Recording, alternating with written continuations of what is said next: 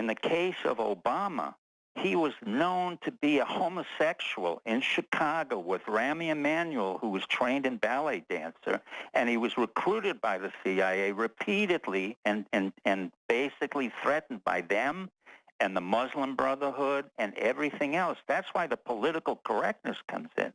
Now, in the case of Hillary Clinton, I've known her for years, and I've known her other family members. She is a well-known lesbian. The reason why she's been recruited and can be threatened is she's had a history of lesbian affairs, which is relevant only to the fact that it's a national security problem. Aberdeen may be her lover. Aberdeen may be her lesbian lover. I could care less.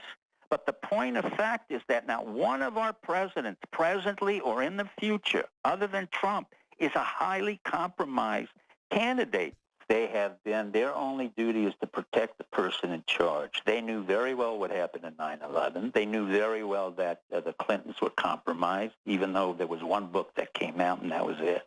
They knew very well Obama's history of homosexuality before and after and in the future. They know very well what the issues are with the Clintons. And in fact, we're funding nothing more than the Royal Guard, who has no loyalty to America.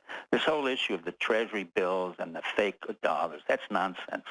The point of fact is the Secret Service has to be cleaned out, has to be reorganized, and it's only a man like Trump or others like myself who could come in and fire them summarily. They're basically drunks, they're whoremongers, and they really waste our money. Here's where we get into the intelligence community and what I said a long time ago. When the CIA recruits an individual, particularly a president of the United States, there has to be a psychological deficit and lacunae in their personality. In the case of Bill Clinton, it was the fact his mother was a prostitute. She ran a whorehouse in Hope, Arkansas, and he was nothing but the bastard child of the John.